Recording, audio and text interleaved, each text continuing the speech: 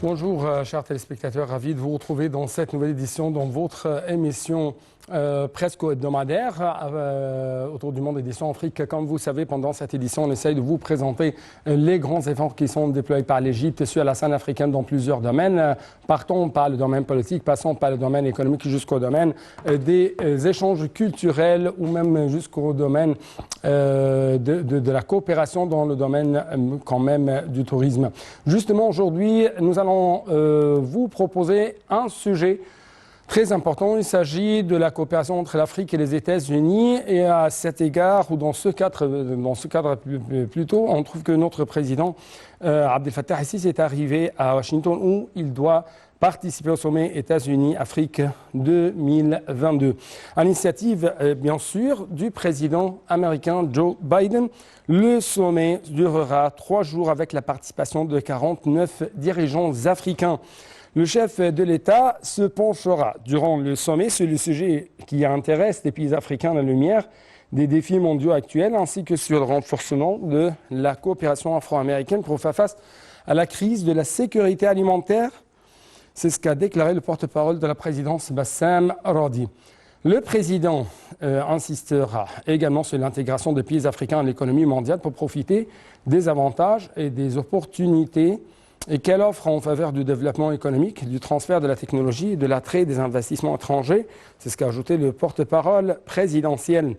Monsieur le Président, Abdel Fattah al-Sisi doit rencontrer de hauts responsables américains, discuter de renforcement de relations bilatérales et des questions régionales internationales d'intérêt commun. Le président doit également s'entretenir avec une élite d'hommes d'affaires américains pour examiner les moyens d'impulser la coopération dans les domaines économiques, commerciaux et des investissements. Des entretiens sont de même prévus entre le président Abdel Fattah al-Sisi et les autres chefs d'État du gouvernement africain, bien sûr, spécialement, participant à cette rencontre, selon toujours le porte-parole de la présidence de l'Égypte. Et comme vous regardez encore une fois, le président Abdel Fattah al-Sisi était arrivé aujourd'hui matin, selon l'heure locale du Caire, à Washington.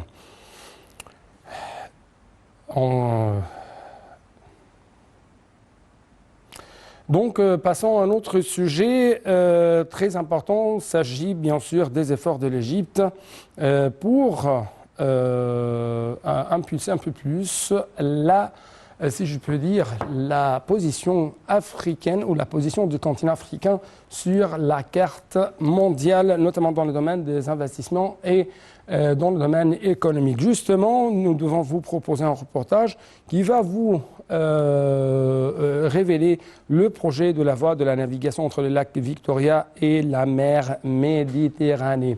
Les explications tout de suite. Selon Kamel El Wazir, ministre des Transports, ce projet s'inscrit dans le cadre des ressources et des énormes ressources naturelles que possède le continent africain pour servir la croissance des taux de développement et l'augmentation du produit national des pays du continent, a-t-il précisé. Le développement de l'infrastructure des réseaux de transport dans le continent constitue un élément clé pour parvenir à la renaissance escomptée, a-t-il ajouté. Ces propos ont été tenus lundi lors de la première réunion ministérielle sur l'étude de la faisabilité de la deuxième étape du projet de la voie de navigation entre le lac Victoria et la mer Méditerranée, en présence des ministres du transport des pays du bassin du Nil, du COMESA et du département de l'infrastructure issu de l'Union africaine.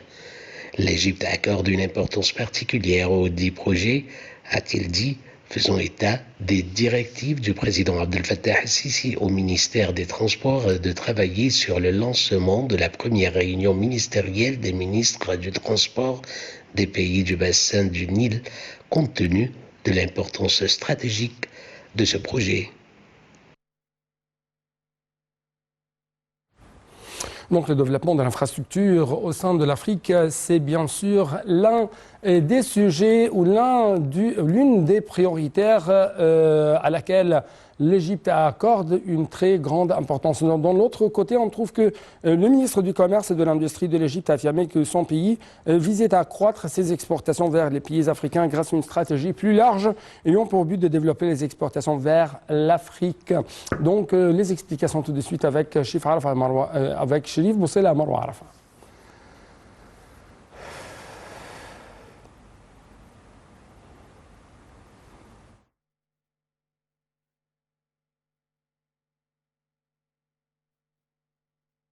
De formation donnée à 101 stagiaires représentant 24 pays africains et 5 pays du Commonwealth. L'adjointe du ministre de l'Intérieur et chef de l'Académie a affirmé aux participants dans une allocution le vif intérêt du ministre de l'Intérieur Mahmoud Tawfi aux activités de ces stages, indiquant l'attachement du ministère à présenter des programmes de formation innovants aux stagiaires des cadres sécuritaires africains et des pays du Commonwealth, ce qui garantit le développement de ces cadres par une manière scientifique, contribuant à réaliser la paix et la stabilité des peuples, indique l'agence de presse de Moyen-Orient. Le secrétaire général de l'EAPD a pour sa part affirmé dans le cadre de la coordination avec l'agence, elle travaillait intensivement dans le domaine de la construction des capacités et du soutien des activités de développement de concert avec l'Académie de police et que le renforcement de la sécurité dans les pays du continent africain et du Commonwealth était l'une des priorités de l'agence. Donc, c'était un reportage concernant l'Académie de police qui a célébré, en collaboration avec l'Agence égyptienne de partenariat pour le développement, relevant du ministère des Affaires étrangères, la clôture de 2 stages de formation donnés à 101 stagiaires représentant 24 pays africains et 5 pays du Commonwealth. Donc, c'était bien sûr un reportage concernant cette coopération dans le domaine de la sécurité entre l'Égypte et les autres pays africains. Mais justement, encore une fois, nous allons vous proposer ce reportage concernant comment l'Égypte essaye de doper ses exportations vers l'Égypte.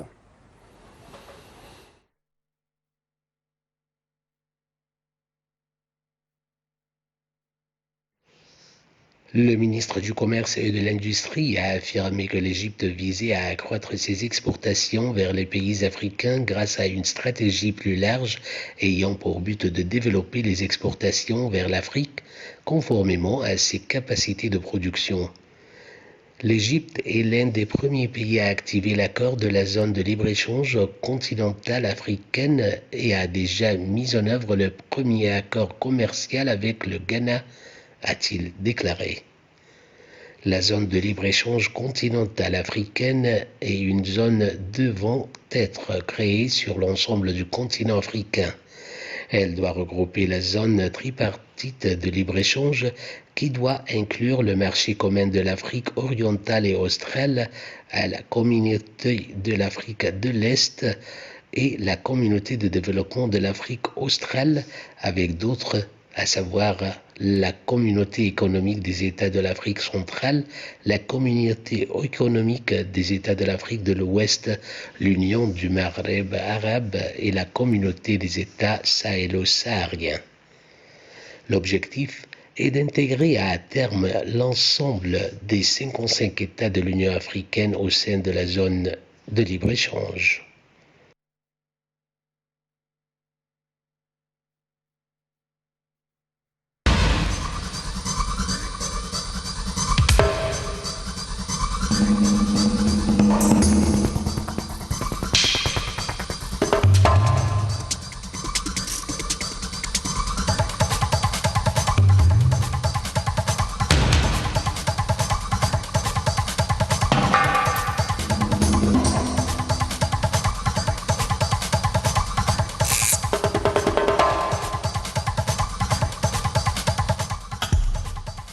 Donc le principal sujet à discuter actuellement, c'est ce sommet entre les États africains et l'Amérique. Bien sûr, selon la déclaration faite par le porte-parole de la présidence de l'Égypte, M. Bassam Radi, notre président Abdel Fattah el-Sisi va se pencher sur la coopération afro-américaine à Washington pour faire face à la crise de sécurité alimentaire. Donc, pour avoir plus d'explications en ce qui concerne les autres axes essentiels concernant ce sommet, nous avons actuellement en ligne de la TV internationale M. Rizk Chehata. C'est un analyste politique. M. Rizk Chehata, bonjour.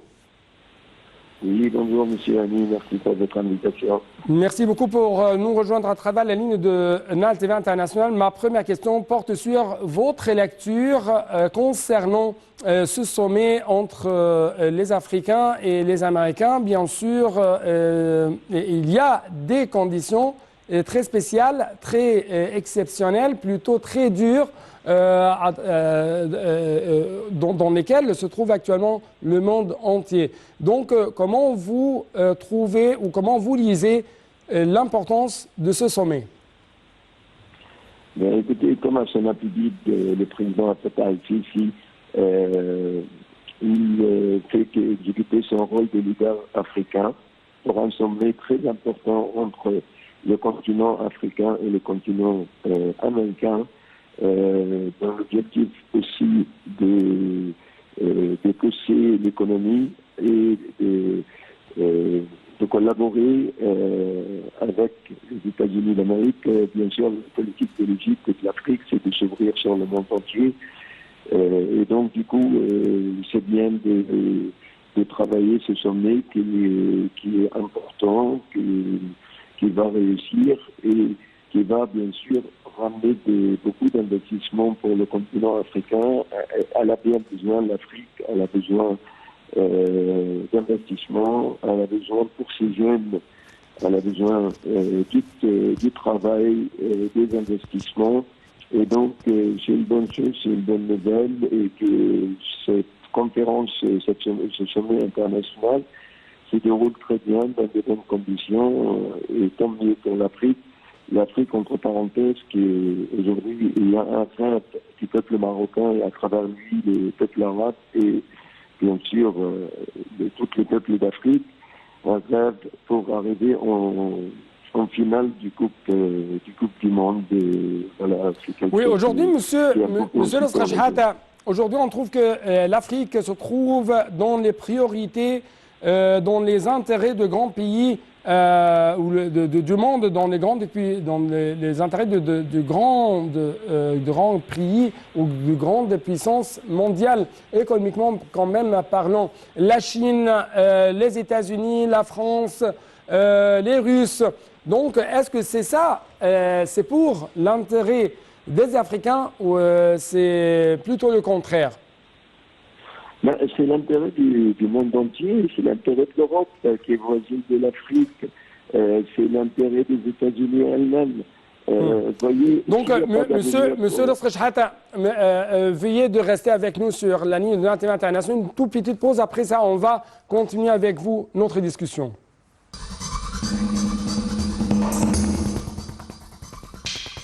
Donc, chers téléspectateurs, c'était l'appel à la prière du midi selon l'heure locale du CAL à partir de la mosquée Al-Fatah Al-Alim qui se trouve dans la nouvelle capitale administrative de l'Égypte.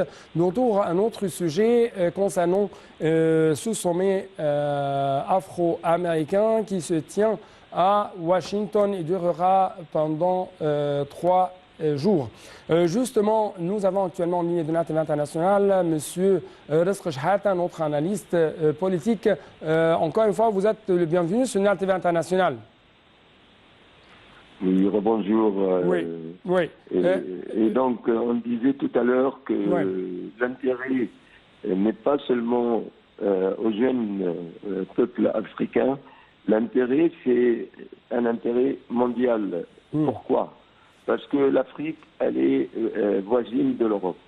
Et donc, s'il n'y a pas de travail, d'investissement, d'une situation économique moderne pour l'Afrique, ça se reflète tout de suite par des immigrés sauvages, des immigrés illégaux qui risquent leur vie dans la mer.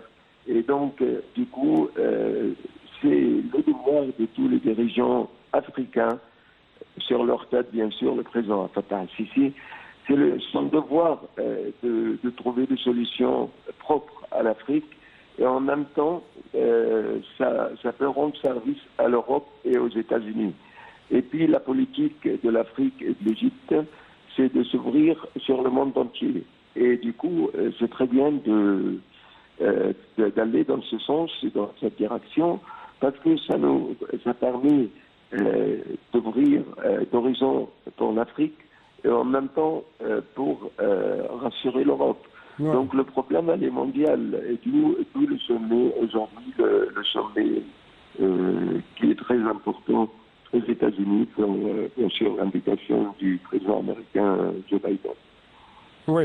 Il y a d'autres questions qui touchent le continent africain, notamment dans le domaine de l'énergie, dans le domaine de la sécurité alimentaire, dans le domaine quand même sanitaire et spécialement dans le domaine de l'infrastructure. Donc, comment vous trouvez l'importance de ce sommet pour résoudre beaucoup de ces problèmes et qui représentent un mot dans la tête des pays africains? Écoutez, moi je trouve que ce sommet africo-américain aujourd'hui est la suite logique de la COP27 qui a eu un succès en Égypte, parce que l'infrastructure c'est de l'écologie. L'infrastructure de l'Afrique est quelque chose de très important en choisissant le développement durable, et pour ça on a besoin d'investissements pour l'Afrique. Et c'est un devoir et un rôle mondial. Ouais. On ne peut pas, sans l'Afrique, on ne peut pas avancer. Et avec l'Afrique, on avancera tous. Donc c'est une logique simple et claire. Et donc, du coup, on change de bâtir l'Afrique aujourd'hui avec des normes modernes, importantes et colossales, hein, parce ouais. que l'Afrique, c'est quand même un continent... c'est pas que des sources énergétiques qu'elle a l'Afrique, elle a aussi des sources de jeunesse. Et ouais. ces deux éléments sont très importants pour le développement de l'Afrique et à travers l'Afrique, le monde entier. Oui. Monsieur Nasser Chehata, merci beaucoup pour de tels éclaircissements. Et prompt rétablissement, bien sûr, pour vous, encore une fois. Et donc, avec ça, nous devons clôturer cette édition. Il ne me reste que vous dire au revoir et à la prochaine.